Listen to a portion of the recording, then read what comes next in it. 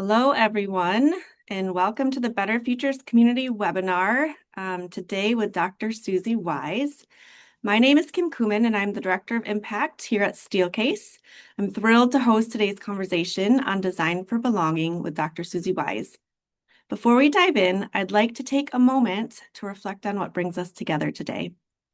At Steelcase, our purpose is simple yet powerful: to help the world work better. We believe that doing our best work for the places we all share starts with designing better futures for the well-being of people and the planet. Designing these better futures isn't something any one of us can do alone. It requires collective imagination and collaboration. That's why we created the Better Futures community, which is our global network of employees, community partners, dealers, and clients exploring bold ideas around our commitments to people and the planet.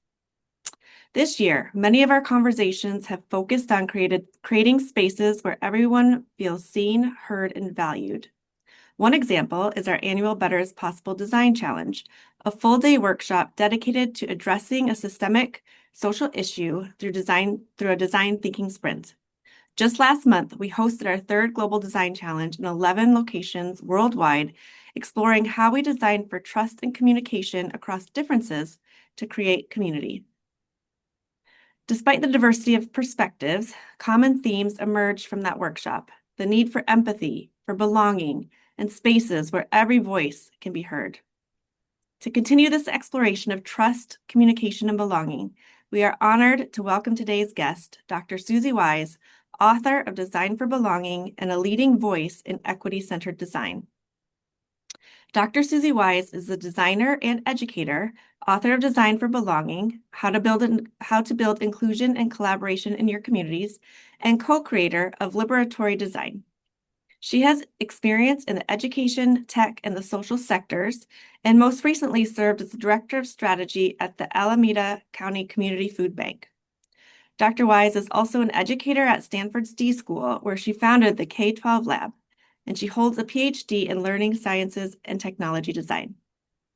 Today, Susie will share practical ways for us to foster belonging in our organizations, our communities, and everyday work. She'll guide us through design mindsets and practices that help people feel seen, heard, and valued, whether they're building teams, launching initiatives, or reimagining systems.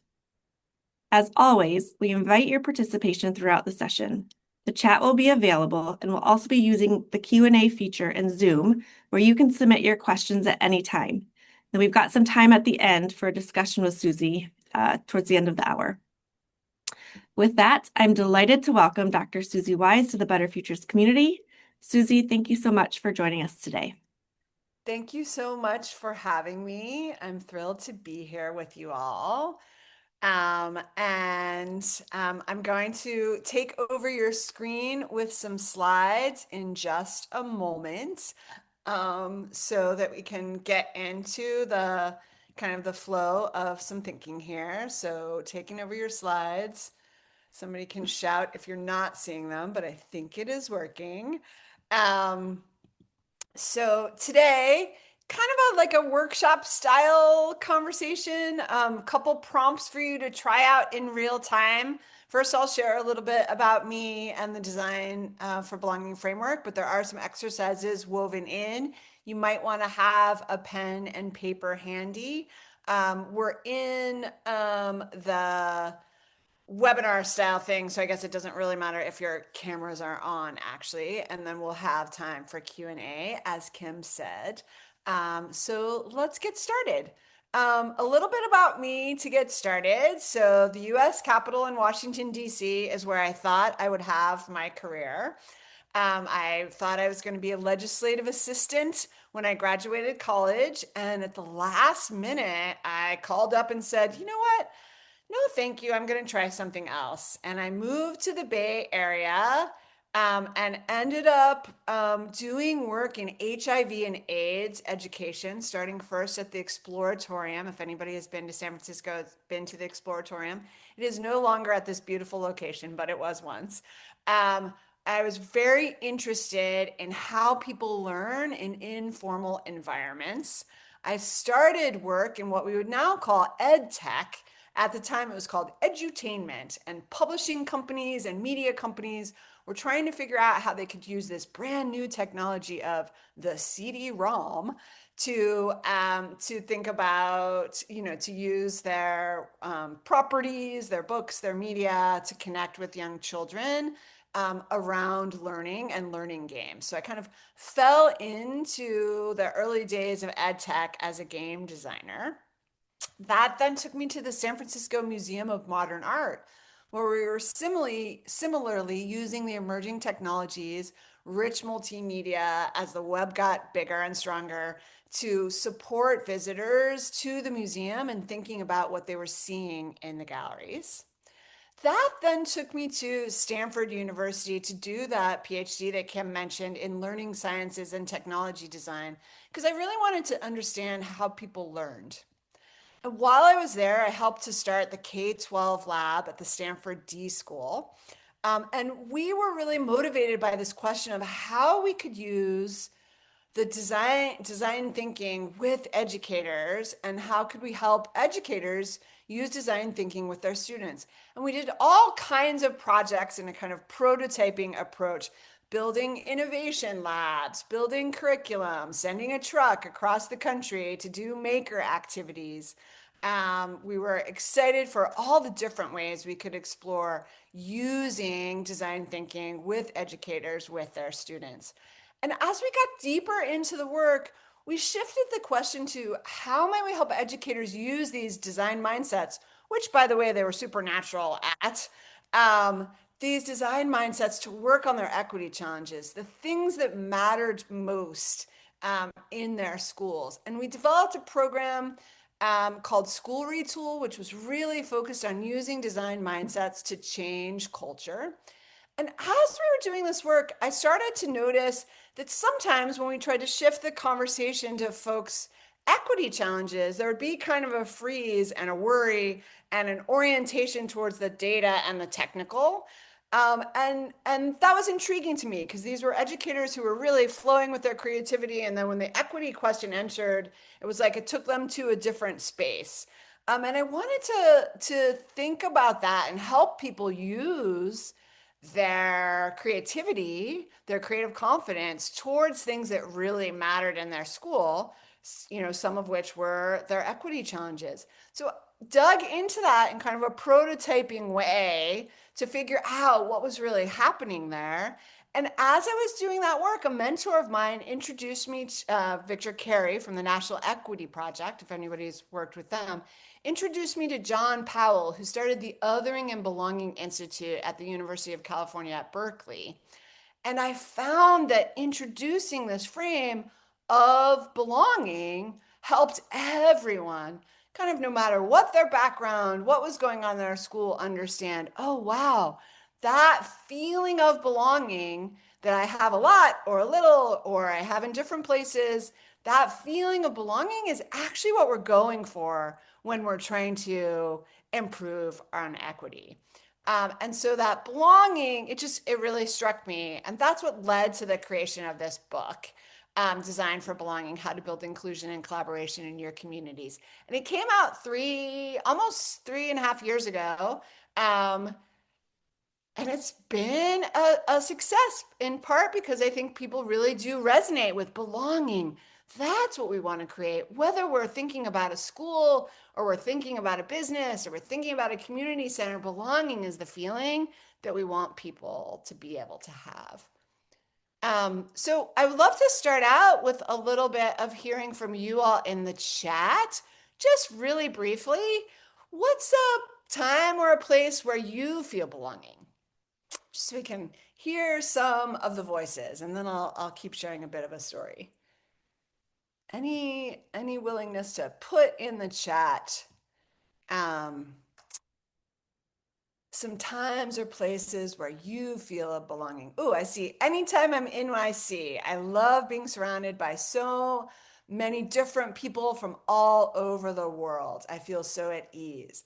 Ooh, in my Zumba class, when I visit the library, the gym, the skateboard racing team, yeah, among other urban planning peers, skiing at home, In my ONG, I feel a sense of belonging at the Magical Bridge playground or Magical Bridge series. That's from Olenka, who I'll introduce in a few minutes. The farmers market. Cool. What with my chosen family? Yes. With other people that care about belonging. Awesome.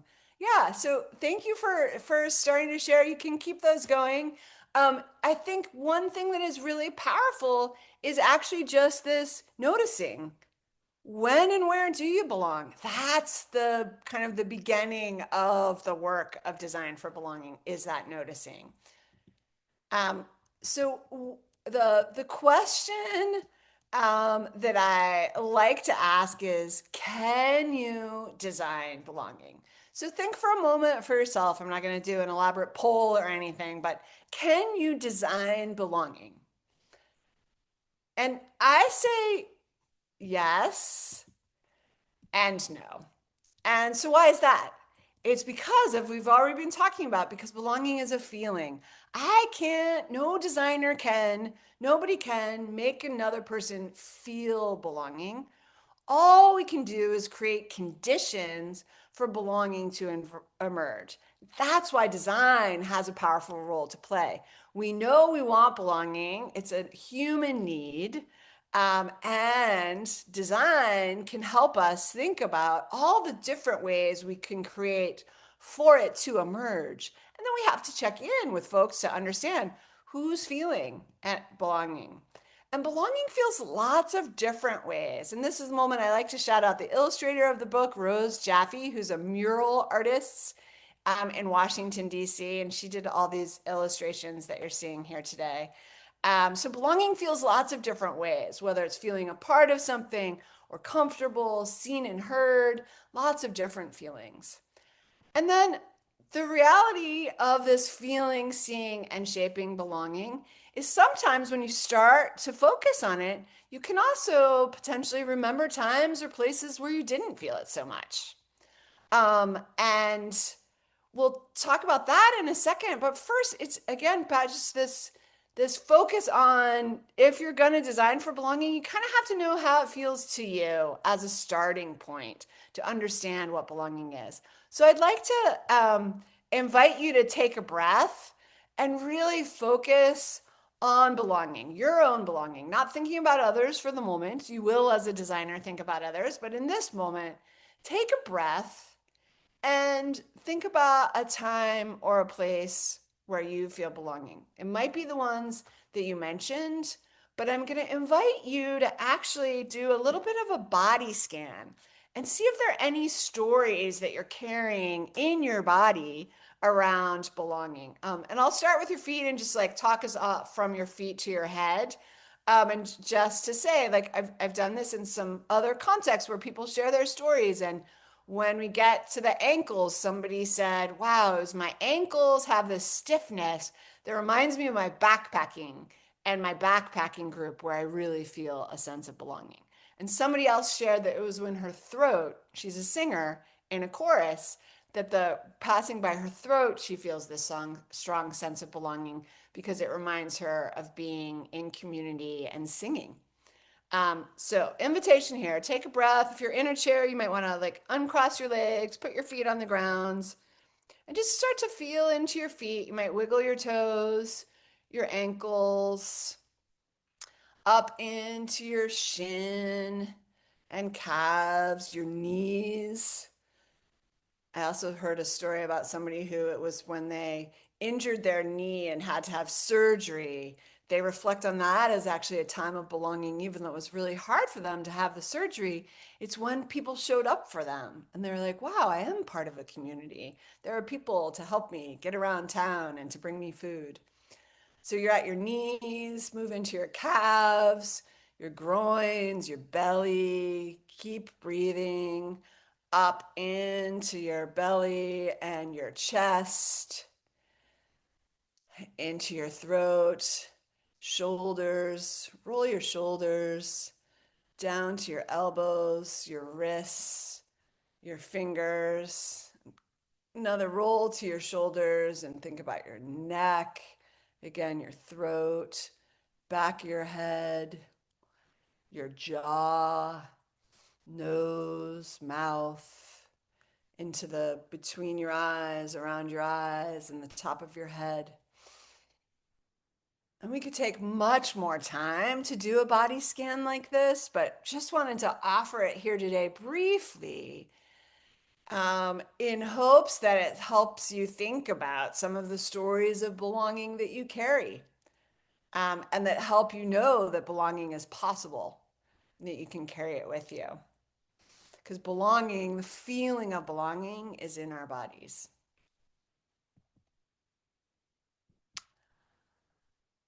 So just think about how that was. And sometimes when we start to think about belonging, we also think about times when we didn't belong. And this is a story I like to tell. This is the story of my mother's second wedding. So, the story of her marriage to my stepfather, who I would like you to know I love now. At this moment of this photograph, I was very confused. And when I started to work on belonging, this was the moment that I really thought, like, that was a time when I didn't feel belonging. Um, and so I went to find the photograph. And part of it is this was a church that I didn't know, clothing that I didn't know where they came from. That's my little sister with whom I had some belonging. And yes, she grew into those sweet ears. But this was when I look back, I didn't feel belonging here. I didn't know this space. I didn't know the rituals. I didn't know if I had a role to play at all. And this can be very instructive to think about a time when you didn't feel belonging. What was, or in fact wasn't, created to build belonging? So it can be useful and it does come up. When a tool that I want to try with you all now, and this is the invitation to pull out some pen and paper if you have it. This is a classic tool from design, the emotional journey map, where we think about high feelings and low feelings across time. So the invitation here, and I am going to give you a couple minutes to do a little bit of sketching.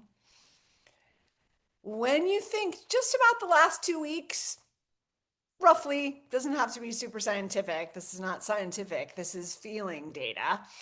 What were some high moments of belonging? What were some low moments? And craft those. I'm going to stop talking for these 2 minutes so that you can do a little bit of sketching for yourself, thinking over these past few weeks.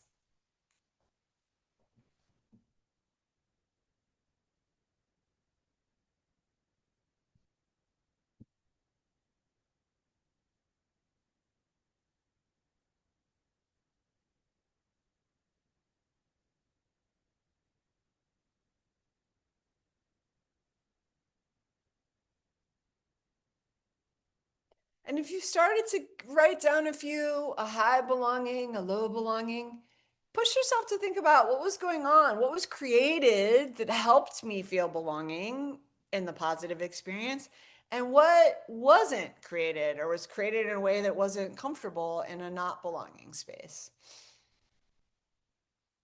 That's the inquiry that we're doing.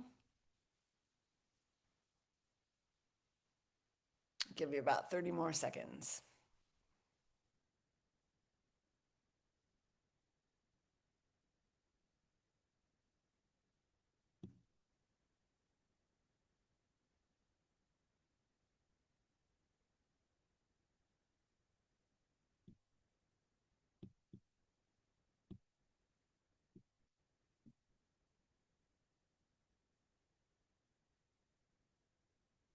Okay, for our purposes today, I'm gonna keep talking. If this tool is feeling really fruitful and interesting to you, feel free to keep sketching, of course. And just remember that this is a tool of inquiry around feelings that you can use yourself to understand your own feelings of belonging, and also a tool that you could use with others.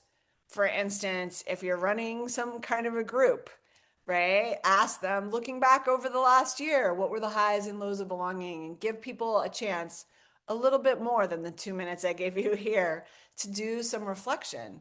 It can be a tool where you might notice patterns. Wow, if everyone is having a low belonging at this meeting in our company, that might be something that we need to attend to. That might be a place where we need to do some design work.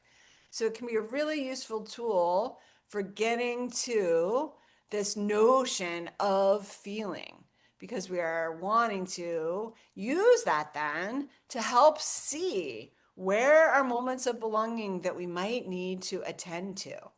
So I'm going to shift us into this power of looking at particular moments, this seeing of belonging in moments that matter. And there, I'm going to share a set of 9 with you here. These are not exclusive. These are important for belonging, and they are ones that I think are helpful for people to think about. But you might end up, if this way of working becomes intriguing to you, you might name what are your specific moments of belonging in your organization or group or the place where you work. So, moments that matter, the invitation. How does somebody know that they're actually invited? The entering. So, as social creatures, we as humans are always at entry points looking to understand whether or not we belong. Participating is that further bit of you've entered and now you're somehow in a space, whether that's literal or metaphorical.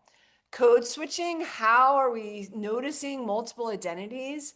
Contributing, like that story of the woman who felt belonging right in her throat, was from that contribution of the chorus, knowing that the multiple voices are coming together was part of helping her feel belonging, that her voice was joining in with others.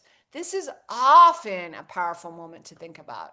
Flowing is the notion from Csikszentmihalyi of, from social psychology of when we're at peak states. Likely that is in a context where we feel some sense of belonging. And then finally, repairing, diverging, and exiting and dissenting. Repairing, always going to need to be part of building greater belonging because whether intentionally or not, things happen, friction happens. We need to have ways that it is repaired to ensure that belonging can persist. Dissenting, shown here with the raised fist, one version of dissenting, but you can also think more broadly about feedback. Could be critical feedback, could be positive feedback, but the gathering of feedback, we might think that dissent is about not belonging, but often it is actually a desire to make improvements so as to create better belonging. And then diverging and exiting. I raise this because we often, when thinking about belonging, focus on the invitation and the entry, and those are critical and they really matter. But let's be real. We're not always a part of one group or one place or one situation. Have multiple identities and we're moving in and out. Even just think of young kids moving from one grade to the next. We mark these moments in part to attend to belonging, to notice that your belonging from one group is perhaps lessening while you move on to start a belonging group with another, a belonging journey with another, that is. So, very important to pay attention to. Couple examples. When we think about entering, so much to do here. This is an example drawn from work with the Humboldt County Office of Education. When they were doing some work around school communities, they started to realize that the janitor and the playground folks and the cafeteria workers, that there were so many people that worked with young children on a daily basis that weren't invited to the professional learning experiences that the educators, the teachers, the folks that were directly teaching content with young people were experiencing. And they wanted to broaden that so that they were offering professional learning for all the folks that are actually interacting, very importantly, with the young people. And because this then was a new group, they wanted to really pay attention to the entry. And so they just created this protocol with choice to say, when you're coming into this, it's the first time you're here. How do you want to do it? Do you want to just come in with a wave or an elbow bump, a fist bump, or a 5-second dance party? And this is just a great example of being very conscious of the entry, particularly when you're bringing new groups together. And contributing, as I've shared, really important. I do a lot of work in the co-design space and design work with young people who are learning about how to really contribute to their community, to bring their creativity to the work of their community. So an example here from Boise, Idaho, of a group of young people who were thinking about the future of manufacturing. Not a question that most people were asking the young people in the community, but they participated and they really contributed to the way the whole city thought about some next steps they needed to take. And then dissenting, as I mentioned, in the US work culture, not something that we're necessarily super great with. This is from an organization I worked with who realized they wanted to work on dissent. And by that, they really meant they wanted to ensure that they were bringing in lots of opinions on the work that they were doing and that they weren't so great at it. So they just added a hat to the table so that when they're in a decision making process, they could turn to it and say, wow, oh yeah, we forgot. Are there dissenting opinions? Who else? Maybe it's people that are in the room right now. Maybe it's people that aren't in the room. What other opinions do we need to bring in? And how can we actually practice and build a little muscle around dissent? So these are moments that matter. And again, as I said, you may have other ones that you want to name in your community or in your work, but seeing into moments, getting into the specifics is really helpful. It's a starting point. I often say that design thrives in specificity. So instead of saying, big picture, we want to create belonging across all of our work and our entire organization. Yes, that's the ultimate goal. But the way to work on it is by working on particular moments. Once you have a moment to work on, then you can think about shaping. And this is a nudge for those of us that get stuck in thinking that sending an email or having a meeting are the options that we have for creating change or building greater belonging. We have so many things we can think about: space and role and rituals, groupings, events, communication, clothing. Think about all the ways we use clothing to signal belonging, food, and schedules and rhythms. These are, again, not an exclusive set of levers, but these are some things that help us move beyond just sending an email. Couple examples. Space. I love to tell the story of Doug Dietz, the designer who was working on MRIs and realized how much young people struggled to feel like they could enter the MRI that they needed to be a part of. And he created the Adventure series. Absolutely same technology, but by creating the cozy camp scene, which you're seeing at the top there, the pirate adventure, which you're seeing down below, was able to help young people feel like they belonged enough to relax and and get their MRI. And in hospitals with this adventure series, as it's called, the sedation rates for young people have gone from around 90% to around 10%.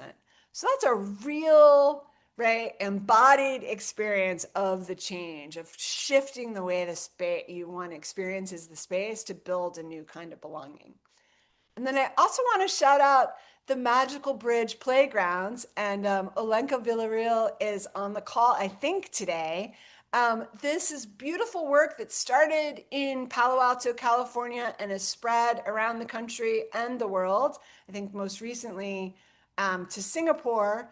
But the Magical Bridge Playground is an inclusive playground for lots of kinds of bodies and abilities, whether those are cognitive abilities or physical abilities, that reminds us that play is most magical when we get to play across difference. And so something like how do you go up and come down, which you might think of climbing up a slide as the normative version. In fact, there are so many great ways, it's so many different kinds of bodies and minds can get to the top of something and come down it. So the Magical Bridge Playground is just an example of really consciously thinking about how do we do better inclusion work in our physical spaces, and the kind of belonging that builds is in support then of not just, right, perhaps a child who's in a wheelchair who needs the assistance, but everyone when we get to play together. So space, so important for belonging because we think, right, we experience the world through space, and it's where we pick up our first signals of belonging. Roles. I love thinking about roles and kind of the push of how roles help shape experience. We often think of roles as kind of fixed. There are doctors and lawyers and teachers. And in fact, all roles have been designed and can be redesigned, and new ones can be imagined. So just a few here that I think are really interesting from a belonging perspective: dream directors, hospital clowns, and park listeners. Dream directors, a reimagining of a traditional guidance counselor role to ask young people, often those furthest from opportunity, what really are their dreams, and to build a program to help them reach those instead of just counting credits. Hospital clowns, kind of made famous from work in Denmark, and I hope they've moved around the world.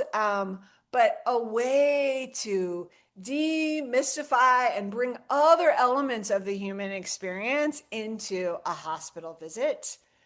And then the park listeners. I learned about the park listeners from folks with the Trust for Public Land. This is a community-oriented role to understand how people are using parks, what they're needing in parks, how they could work better, right? It is making the connection to build greater belonging so that parks work for everyone. So the shaping of belonging is about exploring this range of design levers. And again, this can be multiplied, but I think it's a good set that kind of pushes us to think differently and expand our approach. As John Powell says, belonging means more than just being seen. Belonging entails having a meaningful voice and the opportunity to participate in the design of social and cultural structures. Belonging means having the right to contribute to and make demands on society and political institutions. So I think it's really important to think about this, the depth of what belonging ends up offering. I want to give an example of the how of feeling, seeing, and shaping belonging. A super simple tool of 5 questions to get started on some design for belonging work. And here's the example. Lots of great and important belonging work and kind of the understanding of the psychology of belonging has come from scholars like David Yeager and Jeffrey Cohen. And there was one other person, and Greg Walton, around first generation college folks. And I did some interviewing in this space just to get to know some people and their experiences. This is using this tool. Janelle, a first generation college student who's struggling in her classes. How is she feeling, right? That feeling piece. Overwhelmed, stressed, full of doubt. Why does this matter? And what is the context, right? Well, it matters because she's contemplating whether or not this is the right path for her. Does she belong here? This is what we do when we pick up signals that we might not, right? We sometimes we go to that place of, do I actually belong here? And then importantly, as a designer, so this is me, I'm thinking about what's my relationship to the story that I'm learning about from Janelle. And so in this case, again, for me, literally, I say I can and can't relate based on my own experience. I can recall some times of really, really not feeling like I belonged when I was in college. And also, I wasn't a first generation student, so I don't have that. I was always able to talk to others in my family who had been in college before. So, in that way, my story is different. And then picking a moment. What's a moment to focus on? And could be many of these, but in this case, picked flowing. How might we, that's that HMW, how might we support Janelle to find her rhythm, to get to her flow? And then that turns into a how might we question, a powerful design tool. How might we support more belonging for a struggling student like Janelle, that's the person or people we're thinking about, by focusing on flow, a moment that matters, we think, using ritual. Just throwing that out, wondering about that, right? We're not sure, we're not prescribing anything, we're just thinking. And so then we brainstorm. What are lots of ideas that we might have for helping a struggling student find flow? It might look like any of these and a zillion more. How might we create a bookend ritual that prepares you to get into class and allows you to let it go after? How might we create a ritual that allows her to shift mindset upon arrival? How might we host a processing potluck where everyone brings a question about the content, or gather a group and make it feel like Sunday dinner? These are all ideas. And so picking one, then we say, great, adopt a standing coffee commitment. What's that look like? Because I don't know whether Janelle likes this idea or not, right? We just came up with this whole set of ideas, but I want to try this one. And so I just lay it out in a little bit of a storyboard as an early prototype, right? How it could go. It could go like this: walk to coffees to after class, make it a standing meeting so it's fast, right? You get there and they each say, three things I'm taking away from class are boom, boom, boom. Two questions I have are boom, boom. I'll find answers by boom. Say thanks and we part. With this storyboard, I could have a conversation with Janelle or somebody who's situated similarly to her early in college and not feeling so much belonging. And I can say, hey, do you want to try this? What do you think? And she could say right away, I hate coffee. I would never do that. I would never answer these questions. Right? She could tell us all the reasons why this isn't a good idea.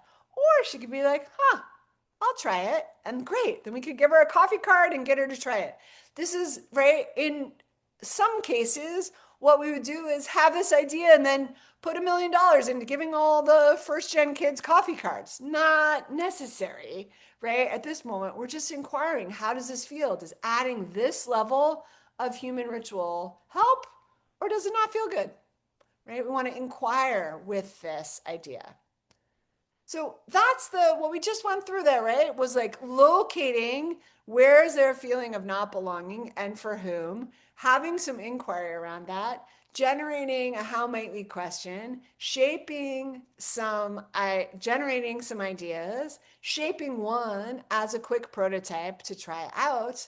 I think this is related to what Boots Riley, who I think is a brilliant thinker about belonging, the filmmaker, says when he says, I try to find creative ways to put ideas out to make the ground fertile for organizers. This is part of the work of building belonging. So just as we move towards the conclusion of me talking, um, let's think super explicitly. Why does belonging matter? Many of you may recognize this as Maslow's hierarchy of needs that moves from the physiological needs that we have as humans to self-actualization. And love and belonging are right there in the middle. Reportedly, his students even thought belonging was at the level of safety needs, right? That it was so profound of a need. So we know it's a human need that all humans require. And Jeffrey Cohen, who I mentioned before, who's another researcher out of Stanford, who has this great book that I really recommend where he pulls together all of the research around belonging. He says a sense of belonging isn't just a byproduct of success, but a condition for it. In school, work, homes, healthcare settings, negotiations, politics, community policing, and virtually every domain in which humans deal with other humans. So I think this is such a great quote because I think we can get in our mind that you get belonging when you're successful. But in fact, it is a requirement to, right, get to success, whether that's learning or recovering in healthcare, et cetera, right? We need it. It's a human need. And so if we are creating spaces where humans come together, we have to be thinking about it.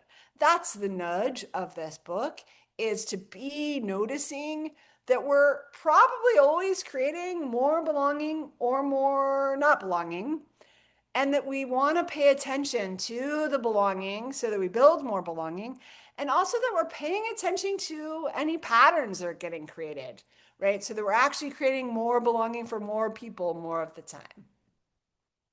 That's the essence of feeling, seeing, and shaping belonging. And I just want to say that I do believe that we're in this together, that this is the work of our time to build greater belonging, and that we all have a role that we can play at whatever level that we're working or collaborating with other folks. And with that, I thank you. This formal piece is closed, and I think now I'm going to pass it back to the Steelcase Better Futures crew to see if we have anything in the Q&A. I'm going to stop the share so we can see each other. Amazing. Thank you, Susie. It was so wonderful to hear from you, and those illustrations are just beautiful and really amplify the messages that you're sharing. We do welcome any questions in the chat or in the Q&A, and I've got a couple here that I wanted to ask as well. So we'll start with one of those. There's so much talk about technology and AI happening in the world right now, and wondering your perspective on how technology and AI are supporting or hindering belonging. Great, thank you. Yeah, right. It's the question of the moment for sure. And I'll say that not an expert on that intersection. So just caveat there, first and foremost.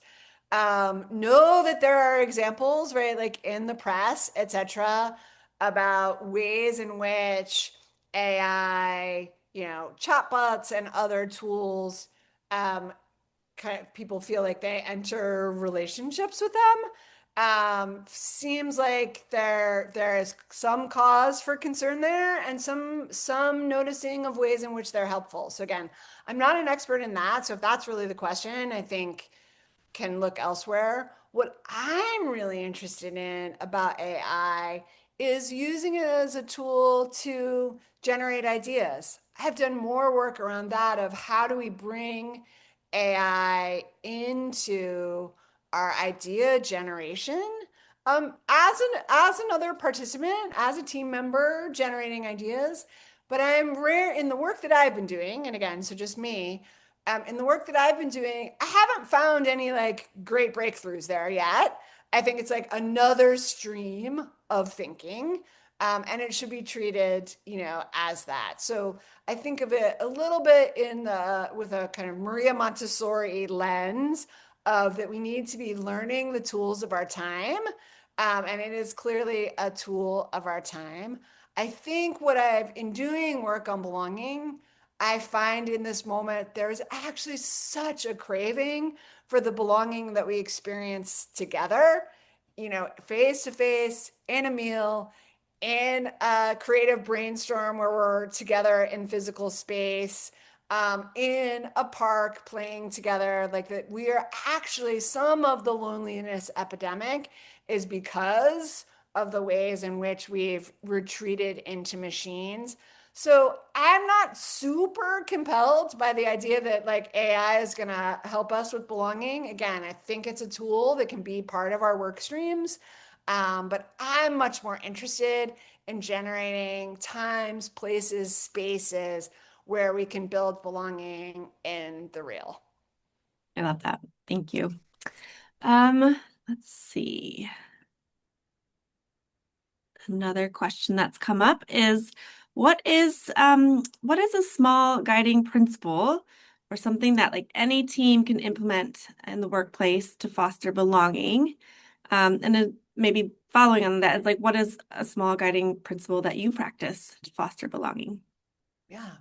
So I think we can go back to that very basic tool that I introduced here today, since we've all seen it too, of the emotional journey map, which is really just a tool to do some reflection. So I think for me personally, and I think with teams, ensuring that the periodic check-in around belonging is happening, right? Noticing when and where you're feeling it.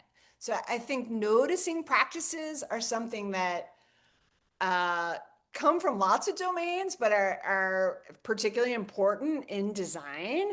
And so the conscious paying attention to, maybe it's at the monthly meeting, maybe it's in a one-on-one conversation, but using that journey map to notice where there's high belonging and where there's low belonging, and then attending to those moments, I think is a really powerful tool. So I do think that feeling, recognizing, and building from there is the way to go. Is that tool on your website? I know we're going to share your website out, but we'd love to be able Yeah, to. it's on the website and Okay, it's in the book. And yeah, perfect. Great. Great. Okay. yeah, there's a toolkit on the website, a free downloadable toolkit, which is kind of fun. It's not as updated as the book itself, but it is tools for thinking about all those different moments and some things to try. My orientation, I guess the other thing I would say, like there's the noticing, like when and where am I feeling and belonging, and when and where are people on my team feeling belonging, if that's your first tool. Your mhm, second tool is like try some things, right? mhm. Right, and recognize that you're not gonna hit it out of the park with everything you try, but the importance of trying some things, It's so prototyping. huge. Yeah. And I appreciate too how you said in your conversation, it's not just about setting a meeting or sending an email. Like there's so many different things to try to help foster that.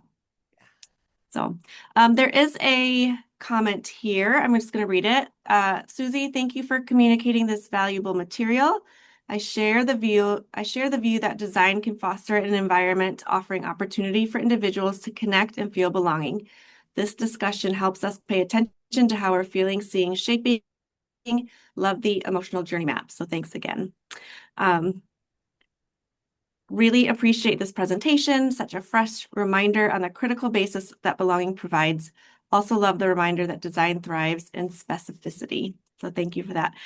One more question, and then if we don't get any others, we can close it out a little bit early. But as we think about the Better Futures community, we're always thinking about how we can come together to design better futures for the well-being of people and the planet. And as you are an expert of belonging in your field and in the world, I'm just wondering, what are your thoughts on the future of belonging and how that plays a role in us driving forward that impact towards better futures?